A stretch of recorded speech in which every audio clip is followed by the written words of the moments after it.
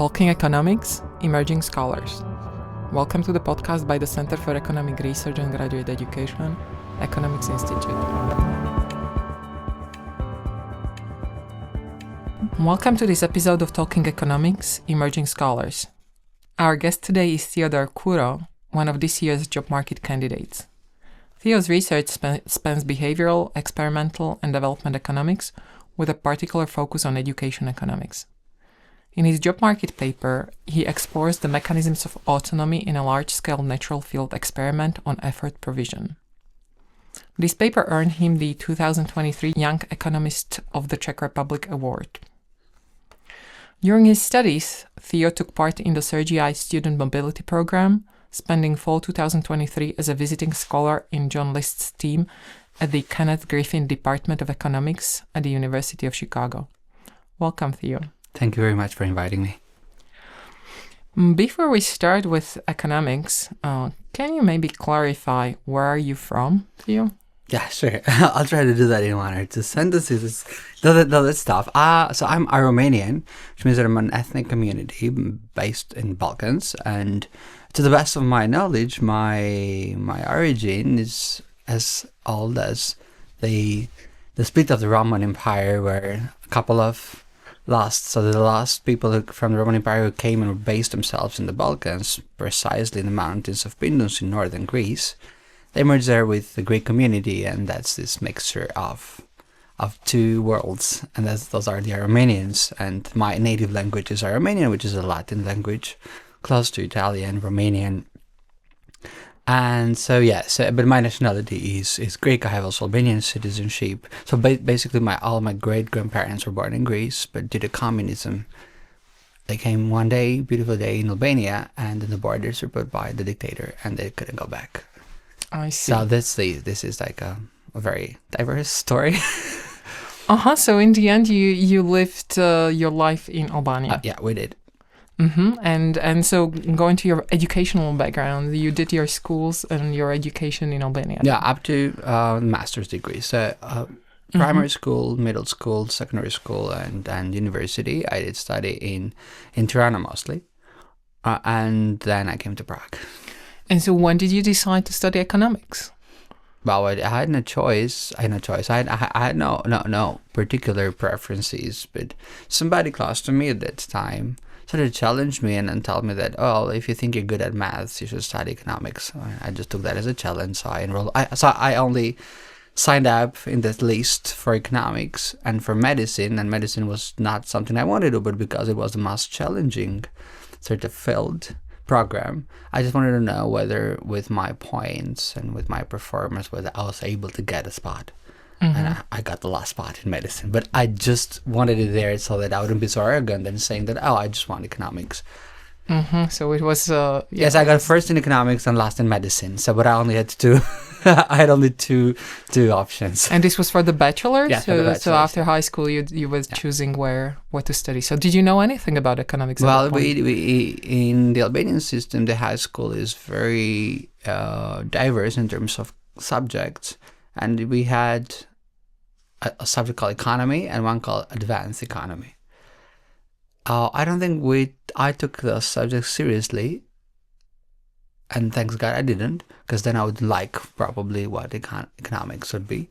So yeah, but I did have some idea, and just prior to that, I was part of this junior achievement program where we had to build our own company. So I learned about the cost and the price and the sales and production.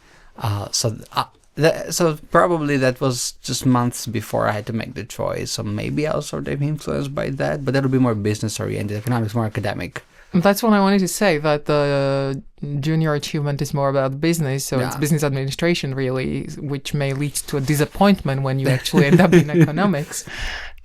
But I must say that one funny story is that the first day of my econ program in Albania, I was not there. I was in the Erasmus University in Rotterdam, because that's a place that I applied to, but of course my parents were not able to finance my study, but I just happened to be there that day. So on my very first day of my program, I was in the university which I wanted to go, but I couldn't go.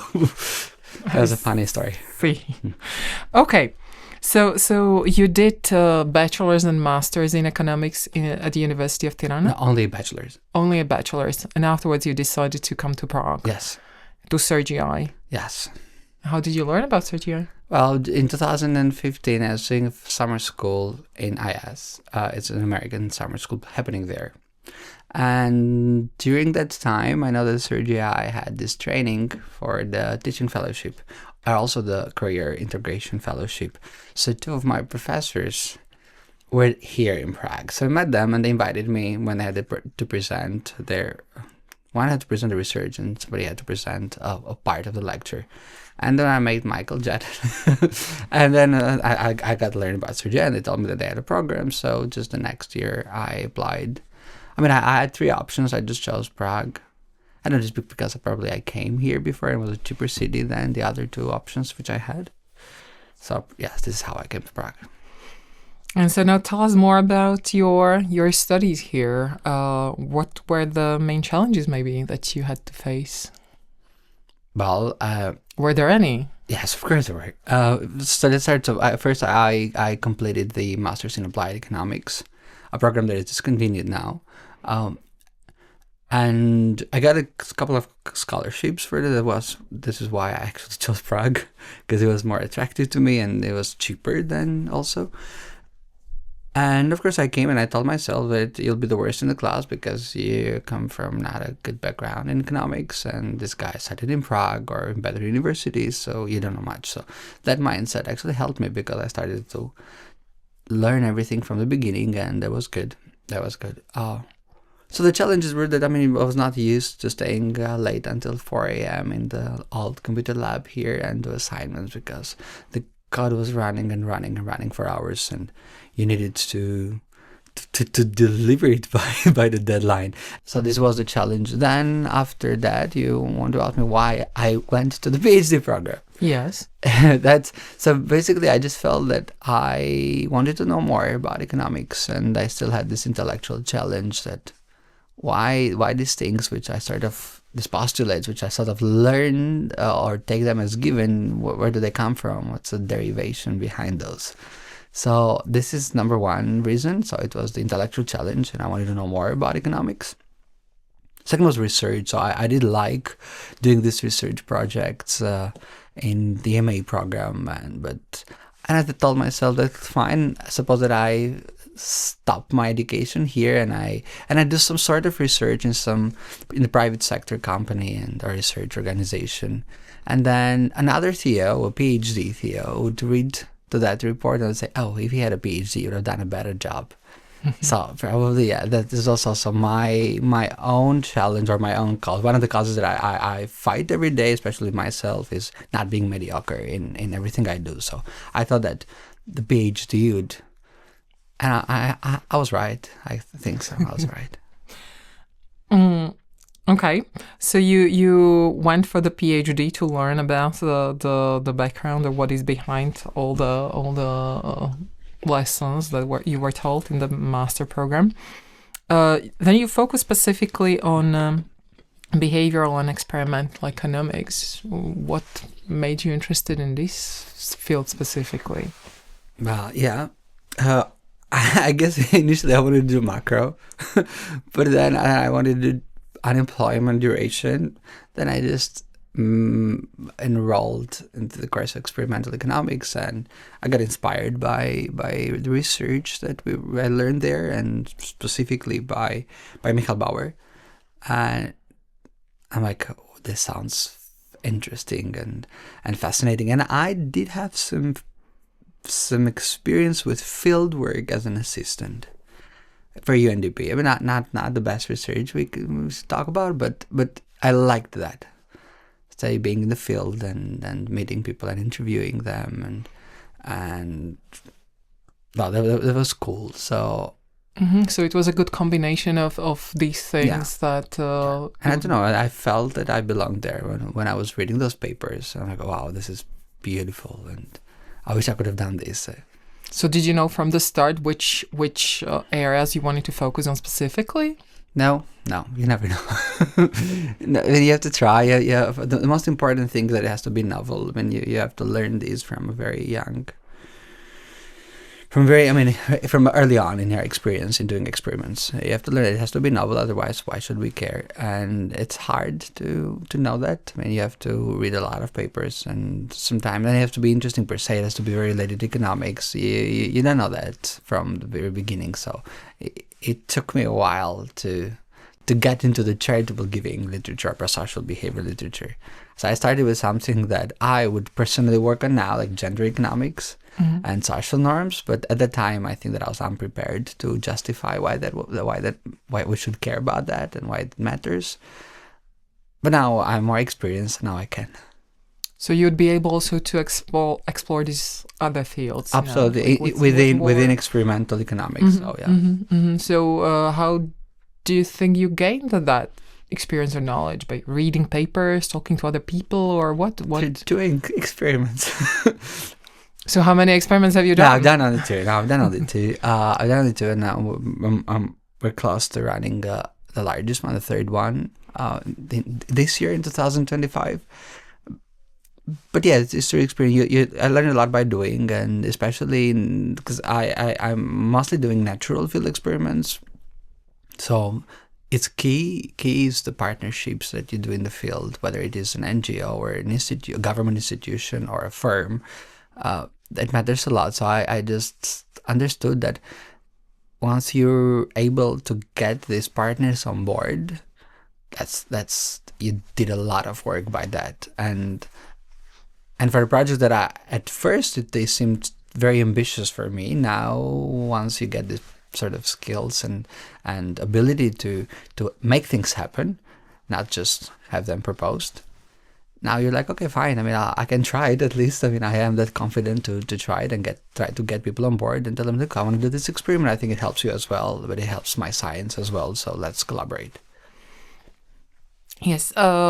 Before we get into the details of your job market paper, and I think the first big experiment that you did, I'd like to ask you about the semester that you spent at the University of Chicago. So was this a contribution to your work, or how did this help your... Well, absolutely. First, because I analyzed basically my job market paper data when I was in Chicago. I presented it 4 times in different departments and conferences and the university, which means that you get a lot of feedback about the job market paper.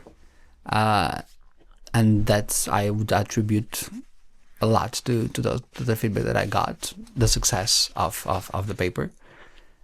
Second is because you get introduced to bigger questions, more important questions. You go to the seminars and you're like, oh wow, people think about this. I haven't thought about it, but this seems interesting. Then you talk to a lot of people as well, so you get inspired. Like the people there would call it, you get inspired to change the world through field experiments. And then I did forum collaborations there. So those are things that hopefully you don't want to keep it for only one time. You want to continue building on those collaborations and have more collaborative work in the future. So in this sense, and also there's a personal growth as well. It's America. It's the first time you go there, and you it's so different from the life you have here, especially Chicago. I'd emphasize on that. Okay. This sounds like an area we could talk about much more, but somewhat unrelated. So let's focus on the job market paper. This is your largest project so far, yes, right? So can you tell us more about the main idea of the paper? Yeah, sure. So understanding when and how individuals exert effort it's a key question in economics. Many people exert effort for pay. Many people do the same thing without getting paid. So is there a way how we can motivate effort in the absence of monetary incentives? So what this paper does is that it explores whether people exert more effort when they get the autonomy, when we give them the autonomy to choose the task that they want to work on. And to answer this question, I ran this large-scale natural field experiment with 4,400 volunteers in Albania in 4 high schools, where some could choose their tasks and some were randomly assigned tasks. Now, aside from exploring another novel aspect of autonomy, and I would justify a broader, like what you want to work on, it's broader than where you do the work or why you do the work. The paper does dig into the mechanisms, trying to underlie the effect of autonomy on effort, and in particular explore 4 mechanisms. When people choose the tasks, they may do a better job because they match their abilities with the task. They may do a better job because they simply like to have choice. Or the third mechanism is that people have preferences over different tasks. So I like this more than this, so I'll do best at it. And the last mechanism is that when I make the choice myself versus somebody else makes it for me, I should feel a heightened responsibility or commitment to the good because it was my decision. So I find that choosing the task that you want to work on increases effort by 33% with a significant improvement in quality, and mainly because people match their abilities with the task and not because of any of the other 3 explanations. So you are able to distinguish between these these 4 mechanisms to the best of what I could do in the setting and in the experiment. How did you distinguish? Because this seems like a very, at least some of the motivations seem to be very related to each other. So how did you specifically distinguish? All right. So in the design, I partnered with UNICEF NGO, and they were managing the Sea Report platform, in which they asked the youth in general it's a social messaging platform existing in 30 countries, a lot of users, and where they write awareness-raising messages about topics that should concern them or the society. And people in the classrooms where people could choose, they could choose which topic, whether it was bullying, depression, or social exclusion of people with disabilities. So you choose the task. Which one of these you want to write awareness-raising messages about, and then we count the number of on-topic messages as the measure of effort. In the control group, you randomly assign one of them. Now, to test whether this effect, this increase in effort because of autonomy, comes because people choose tasks based on ability, I designed a third treatment in which we asked a month before everybody to rate their perceived abilities in raising awareness about any of these 3 topics. And then in this third group, which I call ability matching, we assigned them the task they felt more able to perform. I see. So then comparing the number of messages in this group in the control group, you get the average treatment effect of ability matching on effort. So I find similar effects, but that's not all. So another thing that I did is that within the control group, people got random tasks, which means that with some probability they got matched with the task that felt more able, and with some probability they did not. So which means that comparing within the control group, those who were matched by chance and those who were not matched also by chance would also give you the average treatment effect and that's a similar effect. And the last piece of evidence about ability matching is that I show that there is a strong correlation within the choice treatment between ability and task choice. So 75% of volunteers chose tasks based on ability. So that's the mechanism called ability matching. Now, to rule out the mechanism called people like choice, after the first task, we asked everybody in the sample to write awareness-raising messages about environmental pollution, which was a task that nobody could choose anything. It was the same for everybody, which means that these choice people, before they could choose, so now they don't, which means that if they really like choice, they would either reciprocate positively by saying, thank you for giving me choice, now I'm going to give you something back. Or they could just be upset because they don't have choice now. I don't find any difference in effort between the control and choice treatments in this other task. It means that this is not consistent with any of these 2 explanations. So it's not about that they like choice. And I don't have a measure about the preferences for tasks, the third mechanism, because that would be cheap talk. Which one do you like? Oh, I could say I like 3, but maybe I don't like 3. So what we did is that we quizzed them. We got their knowledge about this task, because if I like bananas more than apples, I should know more about bananas and apples, or I should be exposed more to bananas and apples. So that's another measure called awareness, which is also self-reported. I don't find any correlation between this knowledge and awareness and task selection, which means that you don't select because you know something, you know about something more because you were exposed to that thing more. But I also don't find any effect on enjoyment, which means that the self-determination theory says that if you really like something, like doing something, you should experience a greater level of enjoyment. But I don't find any differences in enjoyment, so it's unlikely that people chose tasks based on preferences. And the last mechanism is whether people actually felt this heightened commitment to do well because they made the task themselves. So now that I know that ability matching is a mechanism at work, let's see now whether there is any difference between those who could choose abilities themselves, like the choice volunteers, versus those who were matched exogenously by the researcher with abilities. And I don't find any differences, which means that it doesn't matter whether you choose what you're good at yourself or whether the employer assigns you something you're good at, as long as you do what you're good at. Mm-hmm. So the main result is you need to do what you're good at. Yeah. So this is how autonomy is channeled. The last thing that I do is I explore two secondary aspects of autonomy, whether this effect of autonomy will persist over time, and I find that it's unlikely to persist.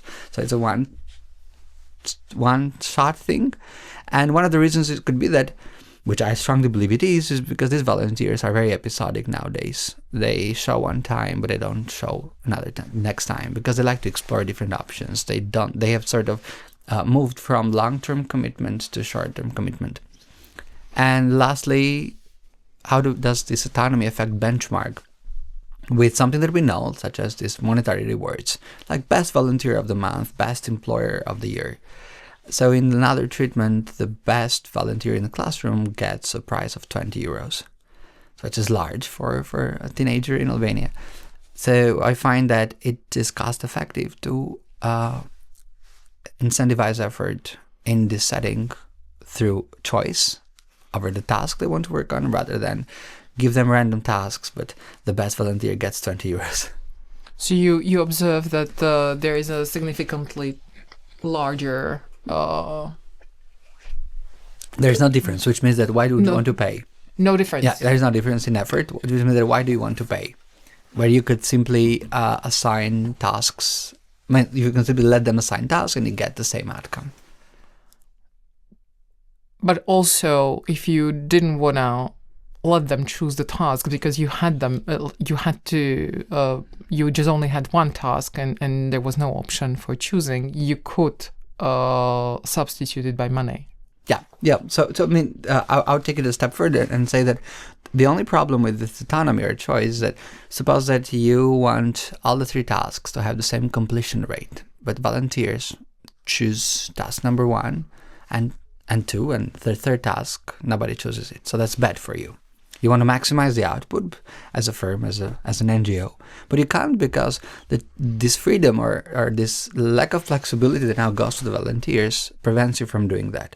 Well, with money, you won't have any problem because you can simply assign them this random task such that all these tasks are chosen. And what I show is that, well, suppose that the green task, the environmental, is the 4th task, and it's not chosen. Mm-hmm. Right? Nobody chose it, which means that after you gave people choice, you can reassign this least chosen one to them, and at least they're not going to behave in a way that they will not do it, or they will do it worse than the other groups. In fact, I showed that in this other task, they do better than people who previously got this award incentive, because now when you remove the incentives from them, when there's no in this the green task, nobody gets anything. If they do well, they do worse than people who had the autonomy, or they do slightly worse, even though it's not significant, than the people who didn't have any incentives at all. So with the money is that once you pay them, you should continue paying them. But with autonomy, at least you don't pay them, but at least they don't the worst after the autonomy is removed. It's gone. Can you tell us more about how actually did you collect the data in the field? Working with 4,400 volunteers sounds like a major task. So can you tell us something about the details of data collection? Sure. I knew that I didn't have a lot of money for this project, but you had the autonomy. But I did.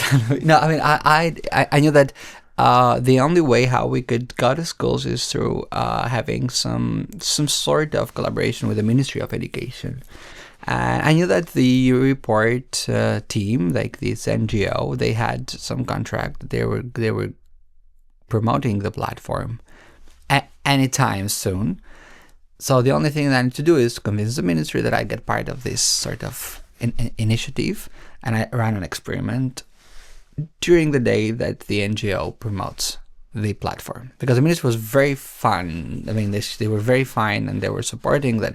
Yes, we should introduce this platform. We should know the voice of youth about certain projects and topics that concern the society. So I had to convince the ministry that let me do this. So once you get this golden paper or this green card from the ministry, you know that you can meet all schools. And you tell them, like, look, we're going to do this not in in an academic class. So in 8 a.m. in the morning, there is this educational hour in which they should discuss things that concern students and schools. So we extended that by 20 minutes so that everybody had more time. So there was this mentor teacher, like the main teacher of the classroom there, and she distributed the 4,400. In one class, there are like on average 30 students, right? 30 A4 format sheets, experimental sheets, and students had to write on them, and they would collect it. And at the end, I had a couple of RAs to help me with data entry, and then we had a volunteer from the NGO who would rate these messages for the quality measures. But it took a lot of time, I agree. But it would be very bad had we done this online, because we live in the area of ChatGPT, and it's very easy to ask ChatGPT, write me 5 or 10 or 20 messages against bullying. And you could just copy those and insert, and then the task, the effort is who copies most. But we wanted them to see, I mean, how much they care about this and how much effort they want to do given the incentives. Then I don't think the incentives would matter, the autonomy, because ChatGPT would do whatever. So how long do you think it took you from, the initial idea that this is the experiment I want to do, to actually get all the approvals from the ministry, from the schools, from UNICEF?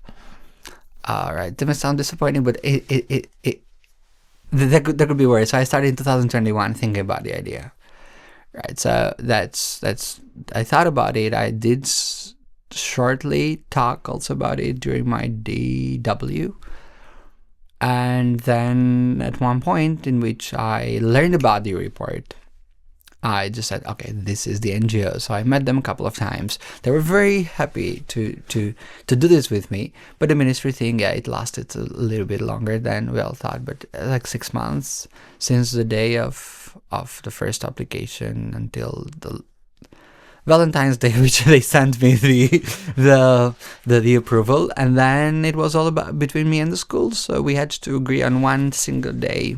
So the experiment was happening the same day, 8 a.m. across all schools, so that no spillover effects could be at work within schools or across schools. And that's, and then it's like, well, this letter, you go there, it's like, look, I got this approval from the ministry. They know everything about it. It's been through the Commission of Data Protection as well, which is very important, because these are kids. We didn't want to call the parents, because the parents maybe would be afraid by the word bullying. All right, so he's talking about, no, I don't want my child to be asked about bullying or talk about bullying or depression, or what are you talking about? So probably we just wanted this to be centralized by the Commission of Data Protection. And once they read the survey and they saw the experimental sheets and the protocols, they just said that there's no reason to talk to parents about this, because these are school topics. So kids would probably write an essay about bullying and depression at home, or disabilities. So now they're writing a couple of sentences, and we can do this without the permission of parents. So that helped a lot. So altogether, it sounds like it was up to a year, right? No, more. It's 2 years, yes. From the idea to the design to the funding to implementation to there. I think there's still work to do with the paper, given that I have more funding, and I could dig more into the precise precise component of ability that drove the result, which I think that is personal identification with the topic. But one thing that you could do this is you hire a linguistic center or a strong psychological center in which people read those messages and they could identify whether there is more connection with bullying or this, and that you take the paper into a different level by doing this data analysis, text analysis. Yes, I wanted to ask you about what other projects do you have in mind. So you already answered that question by saying that, this one can be deepened further or developed further. What other things do you want to pursue or are in your pipeline? The next project, we're collaborating with the Ministry of Education in Albania for a project on parental aspirations and the role of individualized information on changing unrealistic aspirations. So what we have in mind is that if every at the end of the middle school, parents make this decision whether we should enroll our kids to vocational education, academic track, or oriented education, in the secondary education, of course. And it seems like most parents want their kids to go to college because the neighbor may be going to knock on the door and say that, oh, did your kid go to college? And like, yeah, he did. I'm happy about it. Or maybe because this is a trend, or maybe because this is what they want. But the setting goes like this, that while it is a free choice to choose any of this thing in the secondary education, going to college has a constraint, and a sharp one. Your GPA has minimum to be 6.5 in a scale from 4 to 10. But given that you are in middle school right now, at the end of middle school, can you predict as a parent whether your child's GPA is going to pass a threshold given the GPA now in middle school? At the end of middle school? No. That's a hard task. I mean, even researchers will not be able if they don't have the data. So, but if we have the data from previous cohorts, then we can actually estimate these personalized probabilities of succeeding to pass the threshold given your GPA right now and given that you go to academic track. Because 82% of the students parents enroll their kids to the academic track. So we have a lot of data on that. And then we can just simply see and inform some parents and help them make more efficient decisions, because if those probabilities are very low, probably it's best to change their minds and not enroll their kids to academic track, because college is going to be probably not a feasible option. And then we want to explore whether, maybe hope matters more than this, which means that maybe, yes, you get these probabilities, but maybe they think that, fine, I mean, my kid's not good now, but maybe they're going to be good later on. So what if we tell them, like, look, this is the full distribution of this probability. So your kid is here now, but suppose that it was here, or suppose that it was here. Like, suppose that the GPA was half grade larger, or suppose that the GPA was full grade higher. Does this probability change much? So this is our manipulation of hope. And we can see, and then we can track their performance throughout high school and see whether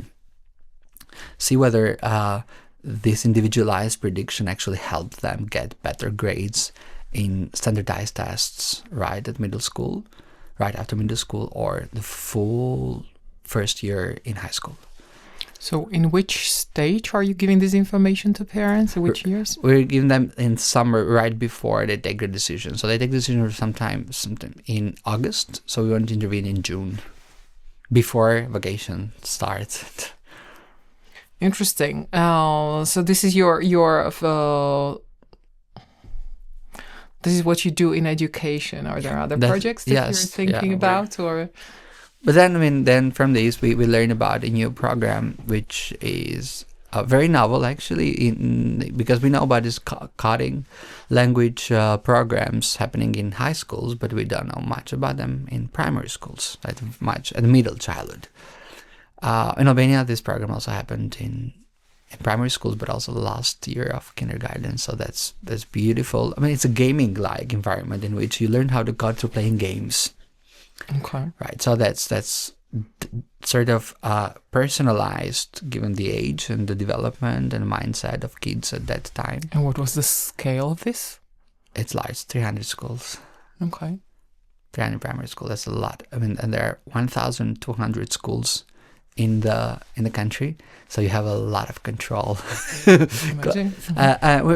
we had this nice meeting with the ministry that is doing this program, and we're invited to evaluate it. But we want to go further than simply looking at whether this program helps kids gain more cognitive skills or perform better in science-related courses in the 5th year of primary school. So you start from the first year, let's say, 4 years, and then 5th year you get the first grade. So let's see whether you do better in maths and physics and chemistry, let's say. We want to look, so what we want to, our hypothesis is that yes, these programs help kids gain more cognitive skills without harming their psychological or emotional well-being, because there is some concern that having kids spend a lot of time in front of a computer and continuously, maybe it harms their emotional well-being. But if we show that there's not at least a negative effect, it's enough of a contribution. And then we can also compare it with the effect of this program in high schools. So we can tell something about the optimal timing of introducing these coding language programs in the education. So if the effect is larger among primary school pupils, that's better. We inform the literature that it's better to start these programs much earlier than high school. And then girls may be more interested, let's say, to follow the STEM careers later on. Interesting. So you have a lot of interesting projects ahead of you, but I know that you are now applying for positions. So I wish you good luck. Thank you so much. And good luck with your efforts and in searching for the job. Thank you, Theo, for being here.